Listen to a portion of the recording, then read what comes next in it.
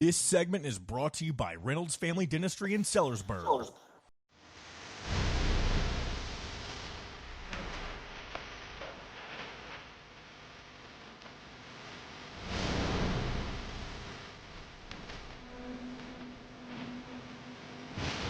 Welcome back, Indiana Sports Beat Radio on this Tuesday, and it has been a great start to the week and a great end to the week for Hoosier fans as it is homecoming. Hoosier hysteria tipping off on Friday night. A whole bunch going on, obviously, and the homecoming parade, and then but a gigantic Big Ten game this Saturday as the Nebraska Cornhuskers come in. Zack Carpenter from Nebraska's rival site inside Nebraska joins me now. Zach, first of all, thank you very much for joining me. Yeah, absolutely, Jim. Appreciate you having me. And for the listeners out there, I'm getting over a cold and a cough, so have to excuse the voice being a little off. But we're here. It's game week. Yeah, it is game week for one that a lot of people have been looking forward to, a lot of Indiana fans and probably some Nebraska fans, very surprisingly, after a while. But if you were here a little like covering the program, you're not shocked like a lot of people that are outside are. But trust me, the Indiana fans, not only are they still shocked, there are still probably some that are waiting for the other shoe to fall. Yeah, that's sort of how Nebraska's fan base is right now. I mean, yeah, who would have thunk it? I mean, it's almost a ranked matchup, almost 6-0 Indiana versus 5-1 Nebraska. That's surprising in itself, but Indiana ranked 16th, and Nebraska is in that 27 spot, the second most points in the AP poll. And that's not what I would have imagined going into this season. Although I have Nebraska finishing 9-3 overall, and I had them losing to Indiana. I had them dropping this and the Ohio State game back to back because coming into the season, I did the Big Ten preseason poll for the de facto Cleveland.com preseason poll, and I think most people, I think Indiana was picked like 17th. Yep. I think 17th in the consensus. I'm pretty sure I had them 14. So still not great, obviously, but not quite as low as the consensus was because I thought Curtis Rourke was a really good quality quarterback, and Kurt Cignetti, I didn't think that he would be. I didn't think a 4-8 season was going to be in the cards for him, but to be 6-0, to have this matchup be this highly anticipated, like you said, is not something I would have thought was going to happen. And but going back to the original point, 5-1 overall, Nebraska in there. I thought there'd be a little more excitement, but I think it's just like you said, sort of waiting for the other shoe to drop. Well, what about special teams? What about this? What about that? Like, what about these issues? And it's like, yeah, but you take the 5-1, man. Like that's the most tied for the most wins in a season since 2016 around here, which is pretty impressive. Yeah, and it's been a few years since these teams hooked up. I think 2019, the last time, and that was in Lincoln.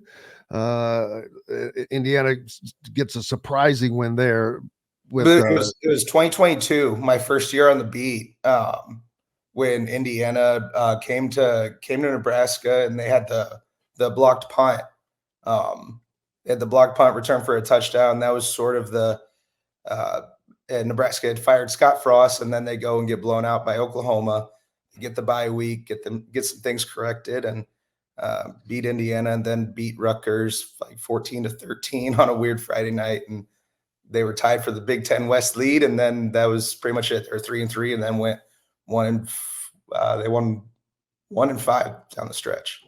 And the funny thing is, though, neither one of these teams have any resemblance to any of that. These are both two different programs. I knew that under Matt Rule that you could just get a sense that, okay, Nebraska finally made the right hire. It's like Indiana. They finally made the right hire. You have to make the right hire. And Matt Rule seems that the job is not too big for him. He also acknowledged, you can just tell he has a sense of noting the history and the tradition there. But he's got this team moving, and Dylan Raiola is just a pure talent. I mean, how good is this kid going to be? I don't know, but he's pretty dang special, man. When you can, as a true freshman, play at this level in the Big Ten, man, that's just not something you see every day. Yeah, and after during the Illinois game, which was, even though it was a loss, that was his best performance. I thought he was hanging in the pocket, just NFL throws all over the field all night, and I was just like, people kept saying he's great at the 2-minute drill. He's a great quarterback for a freshman. I'm like, it's time we stop using that caveat, because this kid's not playing like a freshman. He had some freshman moments in the Rutgers game, but that was really the only signs he's shown of that so far. Like, I mean, he's 19 years old. He's a true freshman, but that's not the way he carries himself. That's not the way he plays. And I was on the Ohio State beat. I covered Ohio State recruiting for 3 years before. This is my third season covering Nebraska.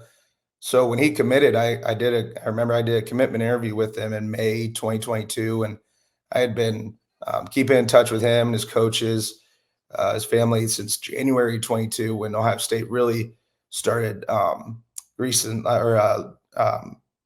really started going after him a little harder.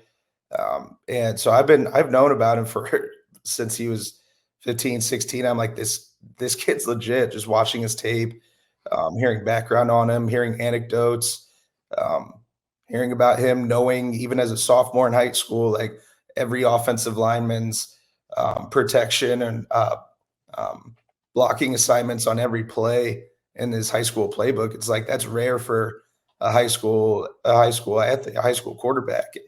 And he's doing that now. He's in command of this offense. I mean, we saw during the spring game, they allow him the freedom to change plays to the line of scrimmage. Even though they have the headset, the coach to player communication, even though it shuts off at 15 seconds, but either way, there's still not a lot of communication being done from the Nebraska staff to Dylan Raiola.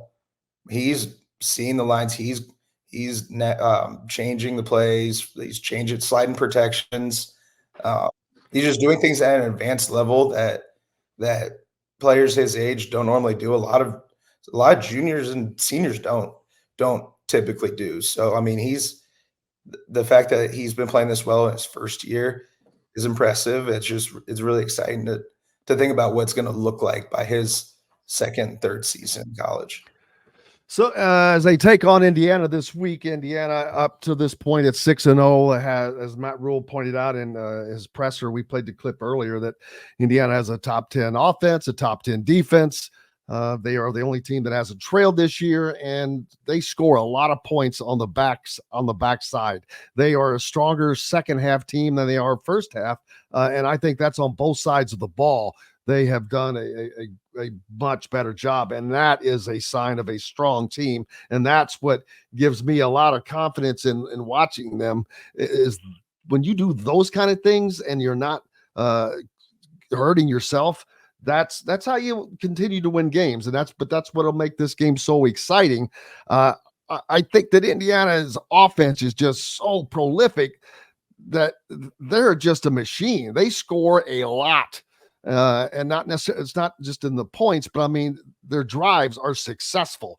They, the last game out, first two drives, nothing. And then they score, I think 5 straight or 7 straight, whatever it was. But they're playing every game they play from here out, including this Nebraska game, will be the toughest game they've played. And Nebraska is going to bring a great defensive front, a good offensive line. Indiana's going to have to get to Raiola and make life difficult for him, and I'm sure that is going to be the plan.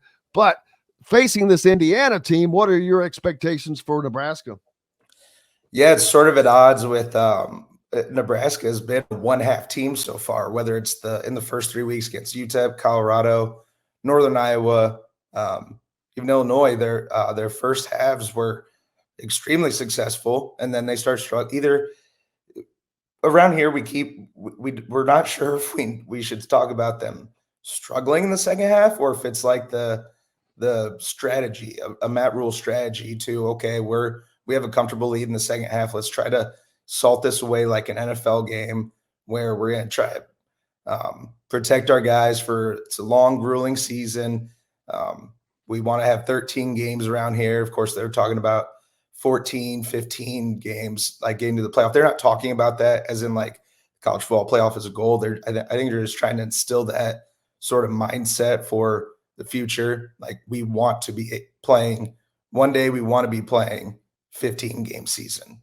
Like, that's the type of place that we want to go to. So they just talk about like, I think it's sort of like instilling that in their mind. But are they a bad second half team, or were they going in cruise control mode because they knew their defense was up for the task and they could just sort of manage the game? And then Purdue, it was the opposite. Bad first half, great second half. But I think more often than not, these games come down to what happens in the trenches, and Nebraska's strength on defense is that, like you said, that defensive front, as a pass rush and stopping the run. I mean, they stopped Rutgers, Kyle Monungai, one of arguably the best running back in the conference, if he's one of the best in the conference, and they were able to limit him. I think he had 35 yards on 3 straight carries in the first quarter, and beyond that, he was limited to like 40 yards for the rest of the game.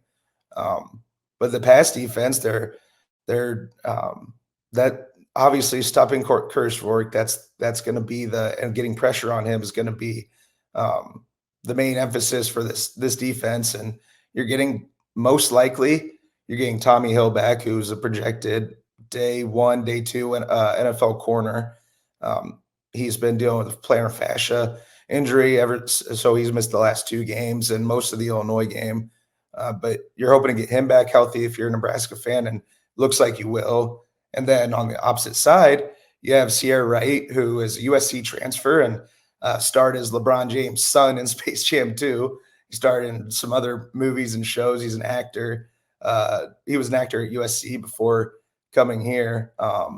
He was a football player and was acting as well at USC, but he started 15 games, played in 23 at USC, and he was thrust in as a starter for the past 2 games, and essentially a starter against Illinois because he played that type of starter level snaps when Tommy Hill went out. And he's been playing it's only a 3-game sample size, but he's been playing at an all Big Ten level. Some of the plays he's making, it's like very surprising. We thought, okay, yeah, he has a lot of experience, but he's playing in a bad defense. Can he be a starting caliber corner here? And he's been lights out so far. So can he continue that level of play against the best passing offense that Nebraska will have seen? I don't know. Those are intriguing questions. I just I think the offensive firepower that Indiana has in the passing game, it's you don't have to hit on too many explosives for those points to start racking up and start putting the opponents back against the wall. And I think that's ultimately what's going to happen here. I mean, it's going to be a raucous atmosphere in Bloomington, and looking forward to that. Yeah, me too. It's going to be a fun time, a fun environment. It's a big weekend for Indiana. Like I said, they've got Hoosier hysteria on Friday night. So the crowd is just going to be whipped into a frenzy. But this is a game that matters. It has, not only does it have great importance to both teams, both programs, especially Indiana, because, both, but they want to continue that talk that you mentioned of. They want to have those conversations of 15-win game seasons or 15-game seasons. They want to have that talk of being mentioned in the college football playoff talk or the Big Ten championship talk, which as long as you win, you're in that conversation. But it all continues with the game on Saturday against Nebraska, and you've got to win that one, and you've got to take care of business, not turn the ball over, and deal with the challenges that Nebraska is going to offer, which starts with that defensive front But I think that Indiana has so many different weapons, not only in the passing game, but the running game is a lot of different guys as well, that is going to be, along with the experience of Curtis Rourke, I think that will be the difference. I think it's going to be a close game. Probably maybe within, I don't know that Indiana covers, but I think Indiana wins the game. Yeah, that's what I have too. I picked Nebraska for all 6 games up to this point, but I've gone 5-1. Nebraska's gone 5-1. I had them in the preseason 5-1 going into this game, and then I had them losing this one and Ohio State. Now the reason I had them losing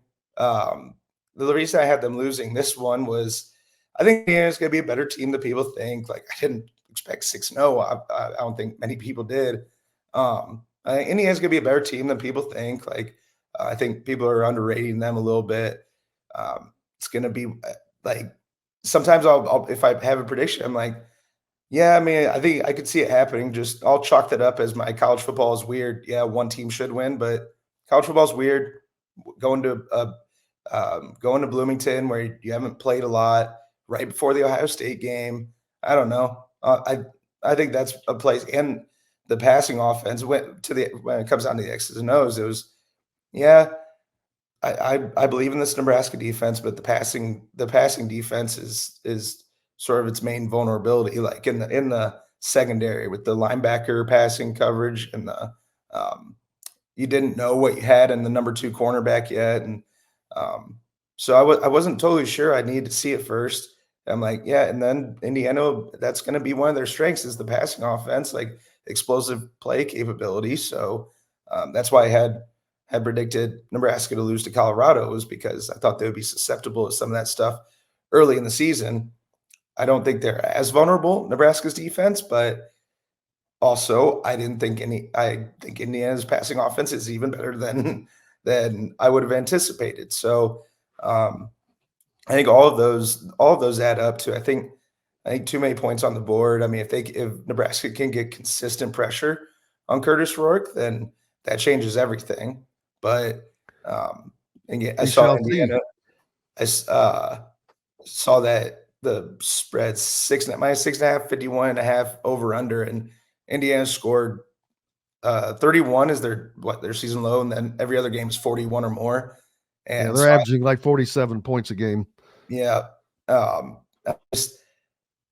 think at home, better offense is going to beat the good defense, or good offense is going to beat a good defense more often than not. So I don't know if I have a final score yet. I think I was going to go with 34-27, something like that, but I don't know if that's too many points for the over. I mean, over under is 51.5. So we shall see. 61 points is a lot.